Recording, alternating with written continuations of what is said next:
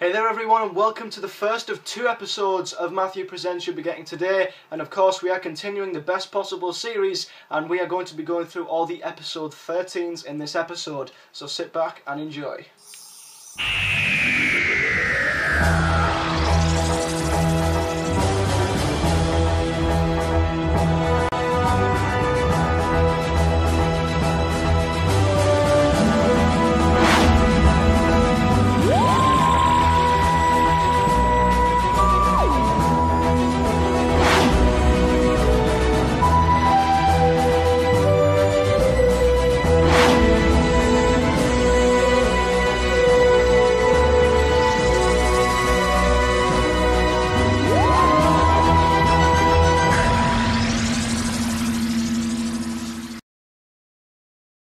So, let's begin with the final episode of the regular series, which is the episode 13s, and I will be heavily praising a few episodes, and I will be heavily criticising one episode, pretty much. I think you can all guess which episode that is. So nevertheless, let's begin with the first episode 13 of series 1, which of course was The Parting of the Ways.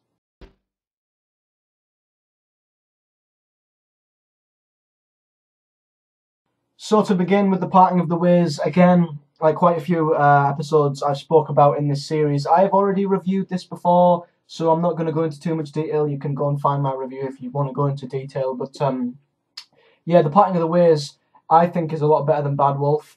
I think Bad Wolf led nicely into The Parting of the Ways. Like I said last week, it just didn't really have as much action in it as I'd like. But I love The Parting of the Ways. I think seeing the Dalek Emperor was brilliant. The Daleks stayed sinister, they stayed quite dark, they didn't really hold back, so I thought that they were great in this as well. And I love the way that the humans were trying to defend the space station from the Daleks, and the Daleks were just destroying everything, as they did in Dalek. They were destroying every single thing in their path. When Linda got killed, that scene was quite powerful as well. Really thought that really hit home, that someone the Doctor really take care of, and someone I really did want to actually end up travelling with him actually got killed quite brutally. That was quite nasty, and a lot of characters got killed off as well.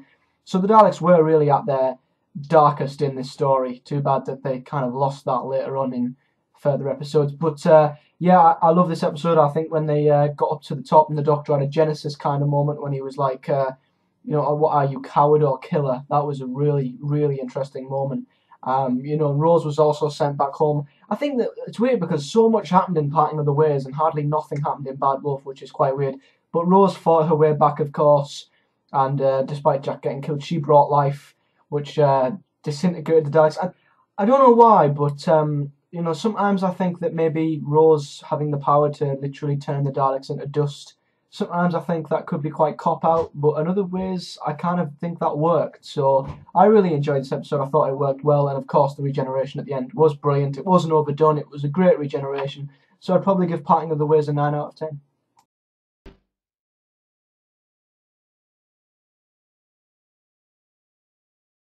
Next up from Series 2, we have Doomsday, which is a fantastic episode. It continued very well off Army of Ghosts, I think. But I think the Daleks and the Cybermen confrontation was great. I think the war they had on Earth was very good and very thrilling, and the Doctor being stuck in the middle of that was good as well, along with all his friends, just trying to make peace really and send them all back into the void. I think that was very good. And the ending was quite good as well, apart from a certain scene I'll get on to. I think the Doctor trying to send Rose home, that was good. I was glad that he was trying to send Rose back because he was actually thinking of her rather than himself. So I thought that was pretty good of the Doctor, pretty selfless, because he knew she'd be in danger. So once they all got sent back, which was quite a sad scene to see them all get sent back to the parallel universe, and it was also good to meet Pete Tyler as well. They got sent back, and of course Rose, being the little moany, bitchy little girl that won't leave the Doctor's leg alone, she came back and was like, I'm not leaving you, I love you, and all this rubbish. So she stayed with him, and she got exactly what she deserved. She got sent back into the parallel universe, and while I was searching for an image for Doomsday, I just typed in Doctor Who Doomsday. You might be wondering why I used that image, because every single image, go on Google now, type in Doctor Who Doomsday, every single image is either the Doctor and Rose with their head against the wall, or them two on the beach, and it says something like, "I'll miss you. I'll always care for you. I love you. We'll never be away from each other." I'm like, what the fuck? Honestly, it made me feel ill to look for a picture. I think the ending is just cringy. I mean, it was sad first time round because, of course, Rose was the current companion. It was sad to lose her at that time, but looking back now, I think that scene was just cringy and horrible. I mean, yeah, slightly sad, but Rose broke down and the Doctor nearly cried, and it was like, what am I watching here? This isn't Twilight. What the hell's going on? I mean, honestly, just search Doomsday, and you'll see all the images and all the memes, and you'll see exactly what I mean. Great episode, don't get me wrong. Cybermen great, Daleks great, characters great, the ending. It was good to see Rose get sent into the void. That was actually rather hilarious. But yeah, the scene at the end with Rose and the Doctor on the beach just makes me feel quite ill.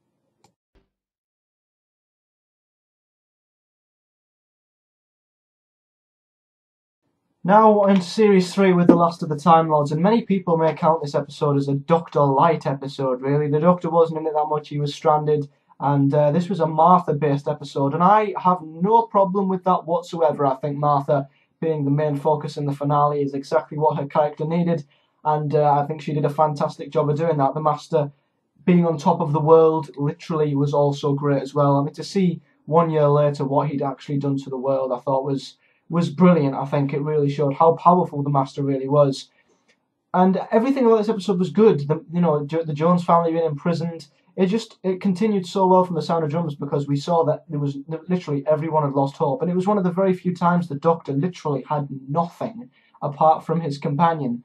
Literally no TARDIS. He was limited to being an old man who then got turned into like what was that little creature? It looked like that. Looked like friggin' that little creature out of Harry Potter. I can't remember his name. Went from Gandalf to Gollum.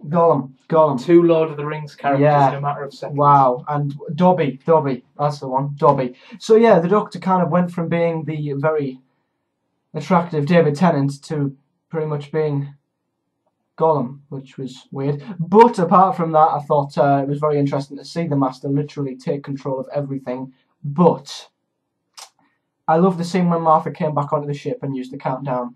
Really clever how the Doctor planted that in her mind over a year ago and she'd used the countdown. But really, putting Doctor around the world, using the satellites, yeah, that all made sense. But the Doctor turning blue and being able to fly, I'm sorry, but that really didn't make any sense to me. That took me a little bit out of the story. I mean, he risen up for about 10 seconds and flew, only to then rise back down and say, "I forgive you," which was a great line, but like Jesus. Yes, like Jesus. But yeah, him turning blue and then learning to fly was a bit weird. Again, a great confrontation between him and the Master finally, but then he just was able to reverse everything by a year, which again seemed a little bit fast. So I think, considering this was a 3-part finale, I think Russell spent too much time building it up and telling the story, and then tried to sum it all up in a matter of about 10 to 15 minutes. I mean, the ending when the Master got shot by his wife, that was shocking, and his body getting burnt and the woman picking up the ring led brilliantly into his next appearance. Don't get me wrong, some parts of The Last of the Time Lords were brilliant, but I just think him floating and flying as some kind of blue glittery Tinkerbell-esque sort of little creature, and also reversing time by a year, to me just felt a little bit too simple for me. So apart from that, Last of the Time Lords is a great episode. I'll still go back and watch it. Them little things just kind of niggle me a bit, so I'd probably give it an 8 out of 10.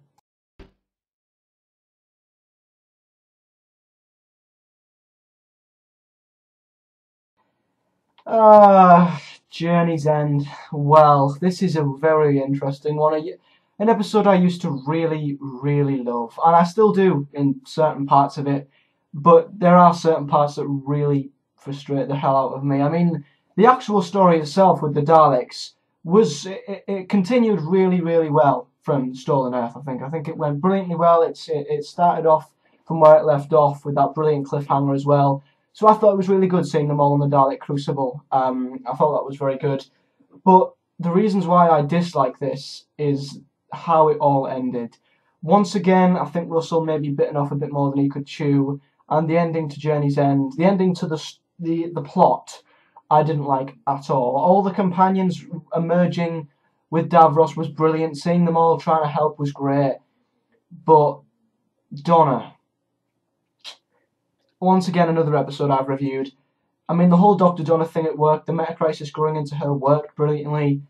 But just the way that Donna, I mean, I know part of the Doctor had grown out of her, but she literally started acting like him, which just didn't work and was quite cringy to watch.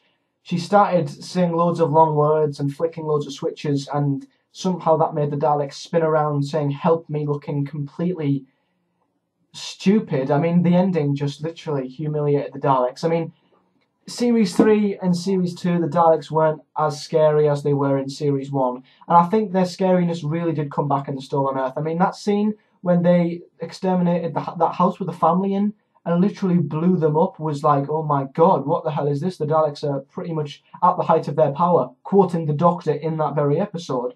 So how can they be at the height of their power and then spinning around saying, help me, and getting kicked into corridors? I mean, they could not have embarrassed the Daleks. I mean, I think from that moment, the Daleks have never been the same since. I mean, the companions pushing them and kicking them around just made the Daleks look completely ridiculous. And for one, I know I've said this before, but I'll say it again. Why would the Daleks have a panel of buttons on Davros's ship and on the same ship as the Supreme Dalek and Dalek Khan, the three biggest Dalek people that they can have? Why on the main ship would they have a panel of buttons that, pressed in the right order, could destroy themselves? Why would they do that? Are they that stupid? I mean, it just seemed like a really cop-out ending. I mean, there's so many better ways Russell could have ended this. Pressing buttons, saying long words really didn't work for me. I will say, though, the scene where they are all towing the TARDIS home, towing the Earth home with the TARDIS, that scene always does get me. That is a beautiful scene that really was a great celebration of New Who, apart from the bit where Martha looks directly into the camera and smiles. That was a bit cheesy. And then when they all said goodbye to each other was great, apart from when Rose said goodbye to the Doctor. That really, again, just like, you know, in Doomsday, that scene really, I hated. I mean, the Doctor had gave her a carbon copy of himself and she still wouldn't settle for it. She was, the Doctor's still you! Oh my god, I couldn't wait to see the back of Rose Tyler. And then the ending with Donna was really sad as well. So there's great parts about the ending to this, and then there's really woeful parts. But apart from the nostalgic moments, I think the story was really destroyed in the last couple of moments. So I'll probably give Journey's End, and it pains me to say this because it could have been so good. I'll give it a 6 out of 10.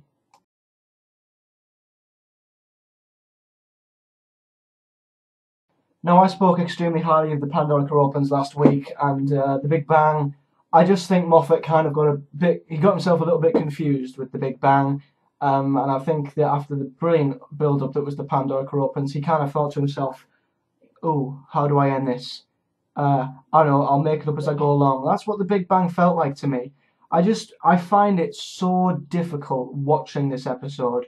It's really frustrating because I adore the Pandorica Opens. It's one of the best episodes in Series 5 by a mile. And the Big Bang, Matt was brilliant in it. The acting from everybody was brilliant in it. I think the entire cast were fantastic.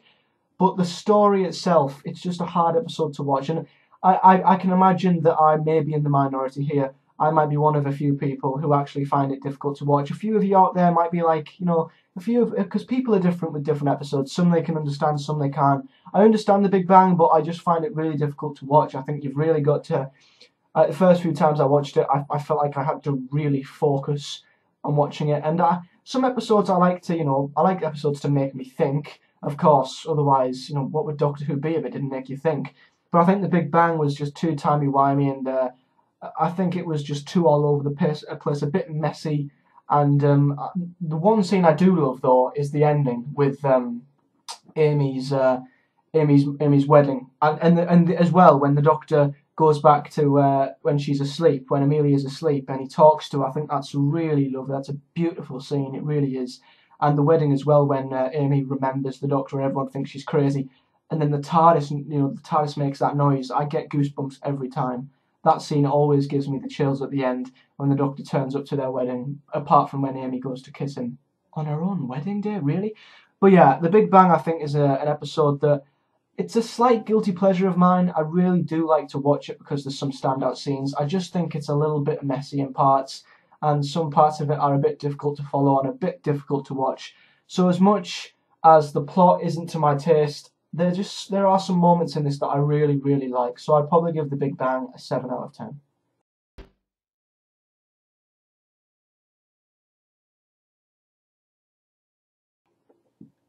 I'm so tired about ranting about how much I hate this story. Click on the link that's at the bottom of your screen, and you will know every single reason to why I hate this goddamn episode. Also, our Wedding of River Song review. Yes, every single rant we've ever done, because to be honest, I cannot be bothered to even talk about it. I'm only going to give it a rating. 2 out of 10. I hate this so much.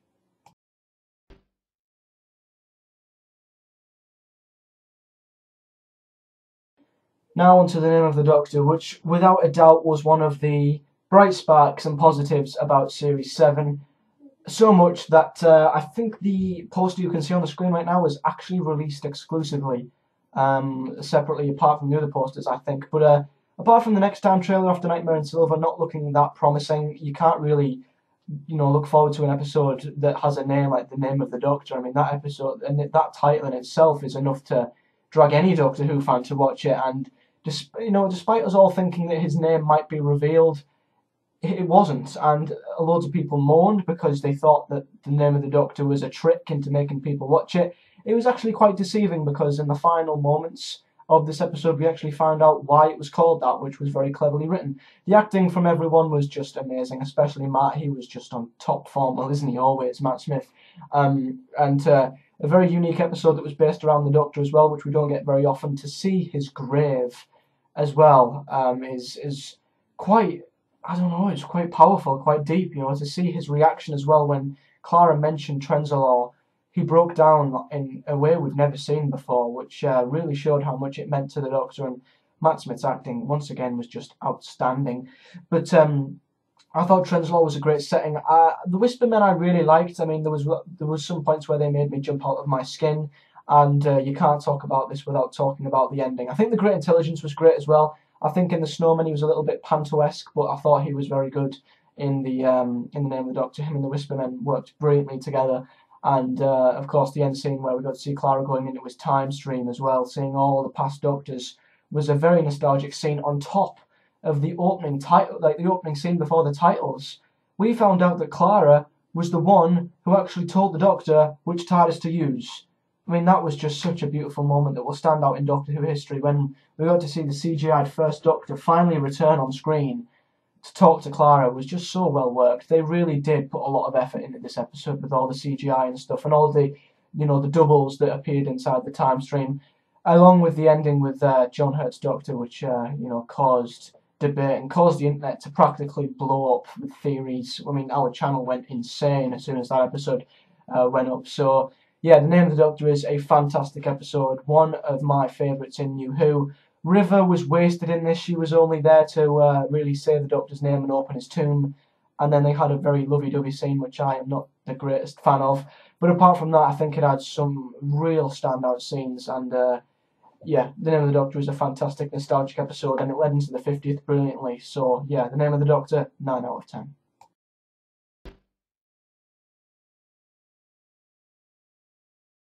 So to conclude, the episode 13s was a very, very difficult decision. Parting of the Ways is a brilliant episode. Doomsday, also pretty good. Last of the Time Lords, not so much. Journey's End, not really.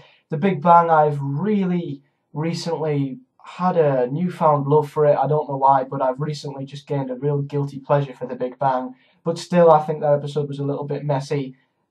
The Wedding of River. The Name of the Doctor, I think, is a fantastic episode. So if I was narrow this down to 2, it would probably be The Parting of the Ways and The Name of the Doctor, and the one I have chosen is from Series 7, The Name of the Doctor, just because I thought it was such a nostalgic episode. It was based on the Doctor. It was a very personal episode, and I think the acting was just absolutely outstanding from everyone involved, with possibly one of the biggest cliffhangers ever with John Hurt's Doctor. I could watch Name of the Doctor a million times over, and I just need it to be in my best possible series. So then guys, there you are, my favourite episode 13 of New Who to go into my best possible series. Before we go, don't forget to hit a like on this video, subscribe to our channel and comment below your favourite episode 13 of New Who, and I will answer them in next week's video. But we're not just done yet, because there is of course a second video to come this week, so as soon as you've finished watching this one, go back onto the channel and you should see Doctor Who, the best possible series, episode 14, the Christmas specials. So yeah, I'll see you in about 30 seconds. Until then,